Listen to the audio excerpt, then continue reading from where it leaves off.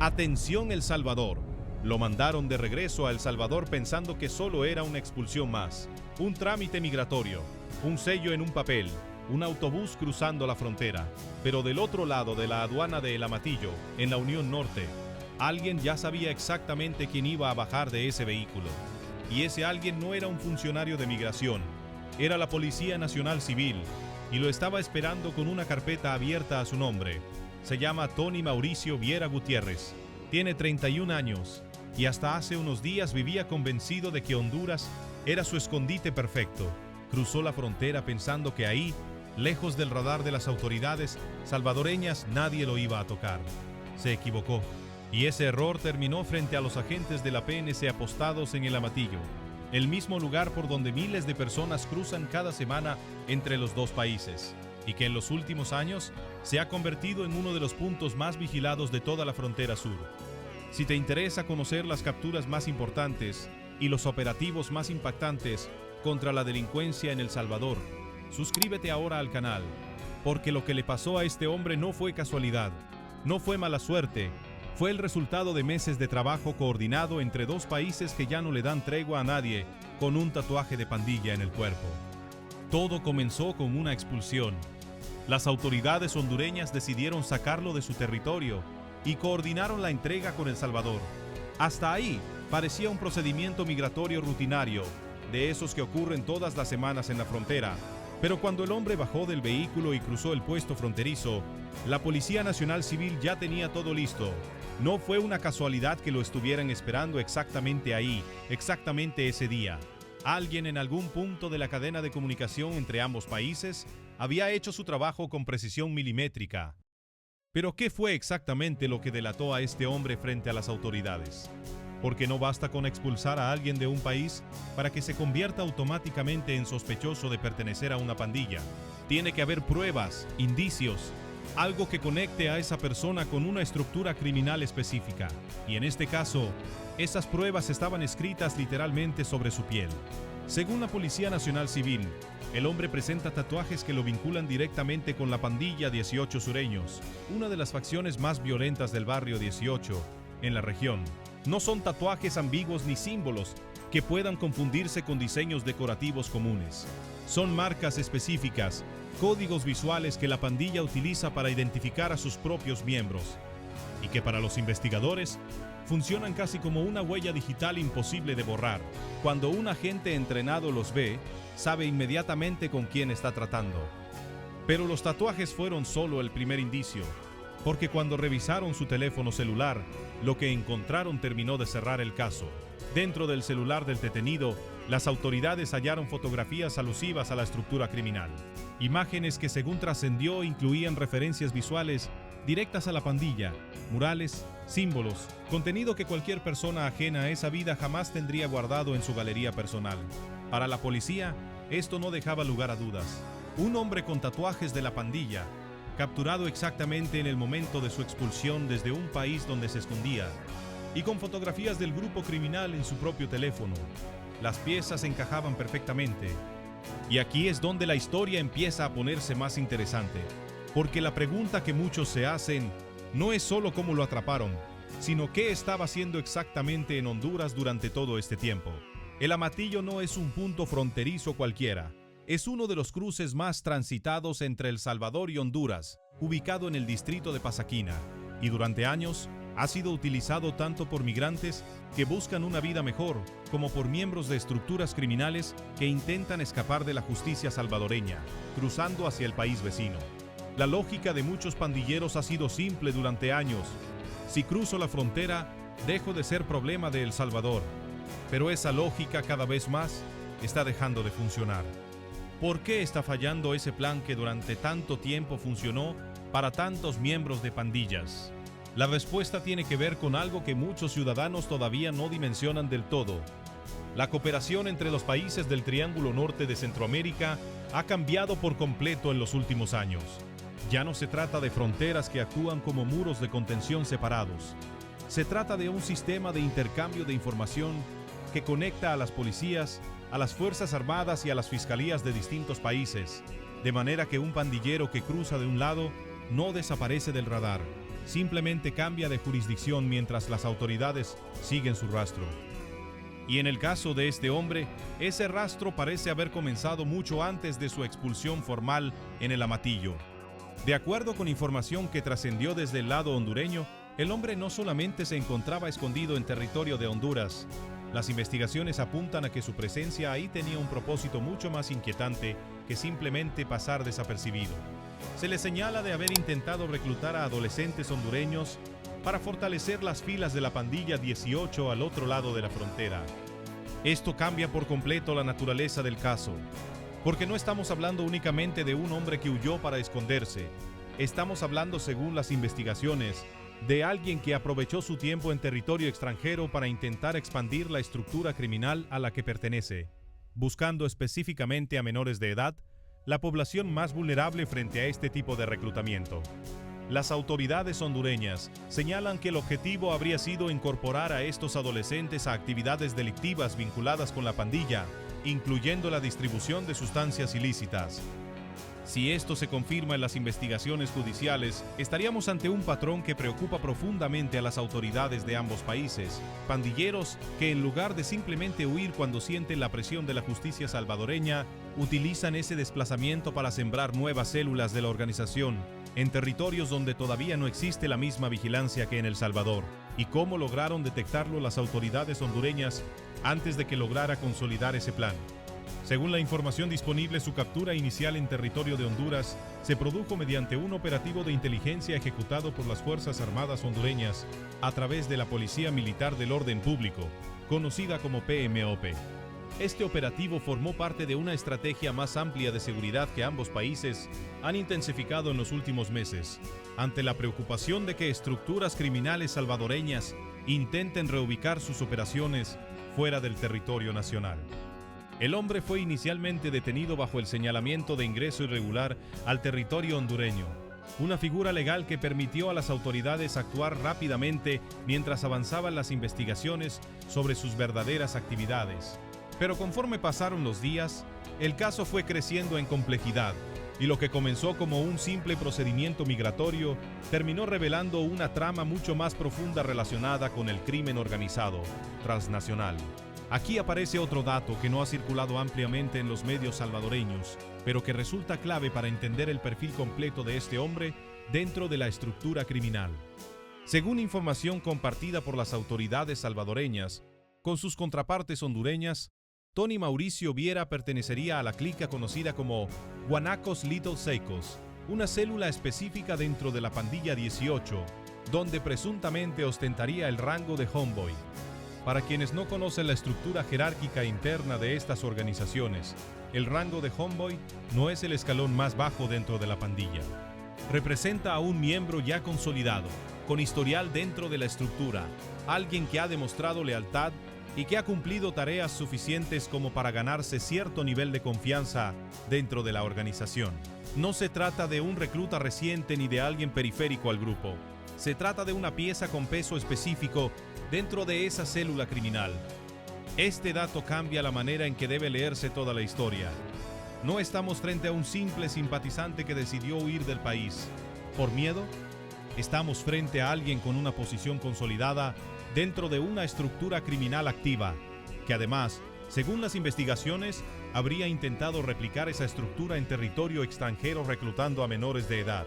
Y aquí es donde muchos se preguntan qué va a pasar ahora con él. Porque una cosa es ser capturado, y otra muy distinta es lo que viene después dentro del sistema judicial salvadoreño. De acuerdo con la Policía Nacional Civil, el detenido será remitido por el delito de pertenencia a organización terrorista, la figura legal bajo la cual El Salvador procesa actualmente a los miembros de pandillas. Desde la implementación del régimen de excepción, esta clasificación no es menor. Desde que el gobierno salvadoreño endureció su marco legal contra las estructuras criminales, la pertenencia misma a una pandilla, independientemente del delito específico que se pueda probar en el momento de la captura, es suficiente para iniciar un proceso judicial que puede derivar en condenas de varios años de prisión. Pero hay una capa adicional en este caso, que todavía no ha sido completamente esclarecida. ¿Su expulsión de Honduras fue completamente independiente de la investigación? ¿Por reclutamiento de menores? ¿O ambos procesos estaban conectados desde el principio? Esta es una de las preguntas que las autoridades de ambos países deberán responder conforme avancen las diligencias judiciales, tanto en Honduras como en El Salvador. Lo que sí queda claro es que, sea cual sea la respuesta, el resultado final fue el mismo. Un presunto pandillero terminó bajo custodia de la Policía Nacional Civil en territorio salvadoreño, enfrentando cargos que podrían mantenerlo tras las rejas durante años. Vale la pena detenerse un momento en el contexto más amplio de este caso, porque no es un hecho aislado. En las últimas semanas, la frontera de El Amatillo ha sido escenario de varias capturas similares. Semanas atrás, en ese mismo punto fronterizo, fue detenido otro presunto pandillero, esta vez de la MS-13, cuando intentaba salir del país en dirección contraria. Es decir, el mismo cruce fronterizo funciona en ambos sentidos, para quienes intentan huir de El Salvador hacia Honduras y para quienes son devueltos desde Honduras hacia El Salvador. En ambos casos, las autoridades han demostrado tener capacidad de respuesta inmediata. ¿Qué significa esto para el resto de los pandilleros, que todavía creen que cruzar una frontera los pone a salvo? La respuesta que están enviando las autoridades de la región, con cada nueva captura como esta, es clara. El territorio ya no funciona como refugio. La coordinación binacional entre El Salvador y Honduras ha alcanzado un nivel en el que la información sobre sospechosos vinculados a pandillas se comparte de manera prácticamente inmediata. Y eso reduce dramáticamente el margen de maniobra para quienes pensaban que bastaba con moverse unos kilómetros para desaparecer del radar de la justicia. Este tipo de cooperación no surgió de la nada. Responde a una estrategia más amplia que ambos gobiernos han venido consolidando, en la que se reconoce que las pandillas centroamericanas nunca han respetado fronteras nacionales para operar, reclutar o expandirse, y que por lo tanto combatirlas de manera efectiva exige que las policías tampoco se detengan en esas mismas líneas divisorias en el mapa. Y ahora llegamos al punto que probablemente más preocupa a las familias hondureñas. ¿Qué tan avanzado estaba realmente el supuesto plan de reclutamiento de menores antes de que lo detuvieran? Esta es la pregunta central que sostiene todo el peso emocional de este caso. Porque no se trata solamente de la captura de un hombre con tatuajes y fotos comprometedoras en su celular. Se trata de la posibilidad, todavía bajo investigación, de que adolescentes hondureños hayan estado a punto de ser incorporados a una de las estructuras criminales más peligrosas de la región, replicando en territorio extranjero el mismo patrón de reclutamiento que la pandilla 18 ha utilizado durante décadas dentro de El Salvador. Las autoridades no han precisado públicamente cuántos menores habrían sido contactados, ni en qué fase se encontraba exactamente ese proceso de reclutamiento en el momento de la captura. Lo que sí ha trascendido es que las investigaciones apuntan a que el objetivo final era incorporar a estos jóvenes a actividades relacionadas con la distribución de sustancias ilícitas. Uno de los mecanismos clásicos que utilizan las pandillas para atar económicamente a sus nuevos reclutas desde el primer momento, generando deudas y compromisos que después son casi imposibles de romper. Este es, sin lugar a dudas, el momento más importante de toda esta historia, porque revela que la amenaza de las pandillas centroamericanas no se limita a un solo país. Cuando un miembro consolidado de una estructura como la 18 cruza una frontera, no lo hace únicamente para esconderse de la justicia. En este caso, según las investigaciones, lo hizo también para sembrar nuevas raíces del mismo problema en territorio ajeno, aprovechando que en algunas zonas fronterizas la vigilancia institucional históricamente ha sido menor que dentro de El Salvador. Y sin embargo, esta vez el plan no funcionó. La coordinación entre las Fuerzas Armadas hondureñas y la Policía Nacional Civil de El Salvador logró interrumpir ese proceso antes de que se consolidara completamente, deteniendo al hombre en territorio hondureño y posteriormente formalizando su entrega en la frontera del Amatillo, donde finalmente quedó bajo custodia de las autoridades salvadoreñas para enfrentar el proceso judicial correspondiente. ¿Qué va a pasar ahora con las investigaciones abiertas en Honduras sobre el presunto reclutamiento de menores? Aunque el hombre ya se encuentra bajo custodia salvadoreña, esto no significa que el capítulo hondureño de este caso esté completamente cerrado. Las autoridades de ese país continúan documentando el alcance real de sus actividades mientras estuvo en territorio hondureño, y no se descarta que esta información sea compartida posteriormente con las autoridades salvadoreñas para reforzar el expediente judicial que se construye actualmente en su contra dentro de El Salvador. Mientras tanto, en El Salvador el proceso legal sigue su curso bajo el marco del régimen de excepción, un mecanismo que ha permitido a las autoridades procesar masivamente a presuntos pandilleros bajo la figura de pertenencia a organización terrorista, sin necesidad de comprobar en cada caso un delito adicional específico como homicidio, extorsión o tráfico de drogas. Basta con establecer, mediante indicios como tatuajes, fotografías, testimonios o vínculos documentados, que la persona pertenece a la estructura criminal para que el proceso judicial avance. Esto plantea una pregunta que muchos espectadores seguramente se están haciendo en este momento. ¿Es suficiente un tatuaje y unas fotografías en un celular para sostener una condena de este tipo? La respuesta, desde el marco legal actual en El Salvador, es que sí puede serlo, siempre que existan además otros elementos que refuercen ese señalamiento, como en este caso ocurre con la información compartida desde Honduras sobre su presunta actividad de reclutamiento. Cuantas más piezas de evidencia se acumulan alrededor de un mismo sospechoso, más sólido se vuelve el expediente que eventualmente llegará ante un tribunal.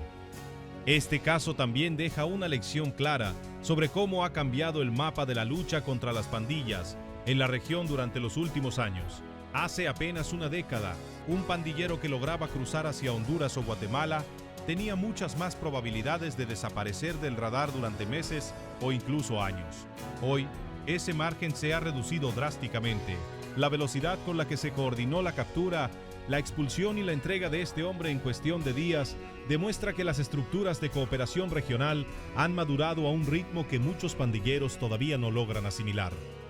¿Y qué reacciones ha generado este caso entre la ciudadanía salvadoreña, como ha ocurrido con capturas similares en los últimos meses? La noticia ha sido recibida por buena parte de la población como una confirmación más de que la estrategia de seguridad implementada en El Salvador sigue teniendo alcance incluso fuera de las fronteras nacionales. Para muchas familias que durante años vivieron bajo el control territorial de estructuras como la Pandilla 18, ver que ni siquiera cruzar a otro país garantiza impunidad representa una señal de que el margen de acción de estas organizaciones criminales sigue reduciéndose de manera sostenida.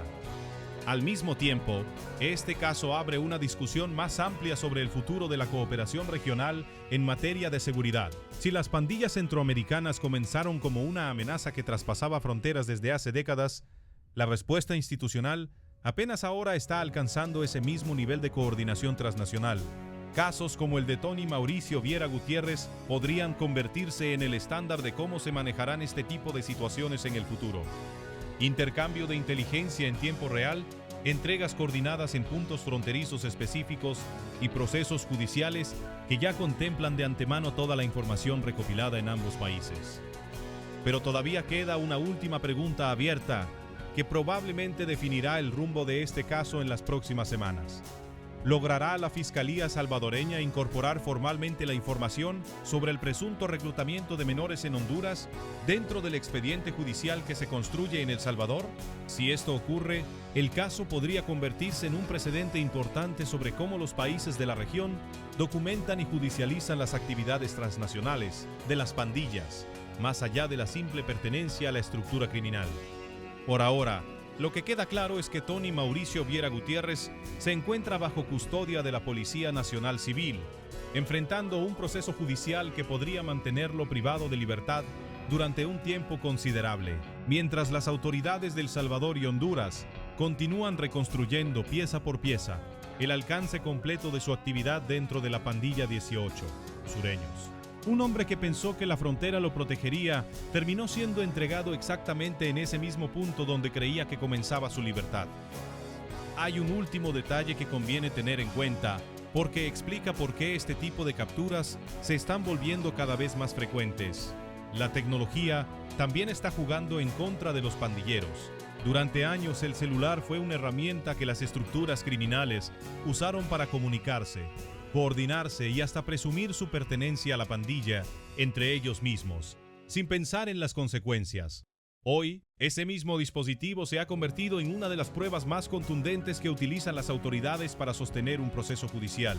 Fotografías, conversaciones, imágenes guardadas en la galería, todo eso queda registrado, y en el momento en que un agente revisa ese teléfono durante un procedimiento de captura, cualquier rastro digital de pertenencia a la estructura puede convertirse en la evidencia decisiva que faltaba para formalizar los cargos. En el caso de Tony Mauricio Viera Gutiérrez, esa combinación de tatuajes visibles y fotografías alusivas a la pandilla en su celular fue exactamente lo que permitió a la Policía Nacional Civil actuar con la certeza suficiente como para detenerlo en el mismo instante en que cruzó la aduana. No hubo margen de duda, no hubo necesidad de una investigación prolongada en territorio salvadoreño para confirmar su vínculo con la estructura criminal. La evidencia estaba ahí, disponible desde el primer momento del procedimiento fronterizo. Y esto nos lleva de vuelta a la pregunta que probablemente muchos espectadores se hicieron desde el inicio de este relato. ¿Realmente creía este hombre que Honduras era un lugar seguro para él? Todo indica que sí, que confió en que la distancia física, el cambio de país y la ausencia de una orden de captura inmediata en territorio hondureño le daban margen suficiente para operar sin ser detectado, e incluso para intentar expandir la influencia de su pandilla, reclutando a nuevos miembros entre la población más joven de esa zona. Esa confianza terminó siendo su error más grande, porque mientras él pensaba que había salido del radar, dos instituciones de dos países distintos ya estaban compartiendo información sobre su caso. Este patrón, el de pandilleros que subestiman la capacidad de coordinación entre países vecinos, no es exclusivo de este caso. Es, según analistas de seguridad de la región, uno de los factores que más está contribuyendo a que las capturas de este tipo se multipliquen en los últimos meses. La generación de pandilleros que creció asumiendo que la frontera era una línea de protección automática, hoy se está topando con una realidad completamente distinta, donde cruzar hacia el país vecino puede significar, paradójicamente, quedar más expuesto que nunca ante las autoridades. Y este caso deja una realidad difícil de ignorar para cualquier persona vinculada a estas estructuras criminales. Cada vez existen menos lugares donde esconderse. La cooperación entre El Salvador y Honduras demuestra que el trabajo conjunto entre policías, fuerzas armadas y fiscalías de la región está cerrando uno por uno los espacios que durante años sirvieron de refugio para quienes intentaban escapar de la justicia. Si quieres estar al día de todas las capturas, operativos y noticias sobre la lucha contra las pandillas en El Salvador y la región, suscríbete al canal y activa la campana de notificaciones, porque estas historias no dejan de ocurrir y nosotros vamos a seguir contándotelas con todo el contexto que necesitas conocer.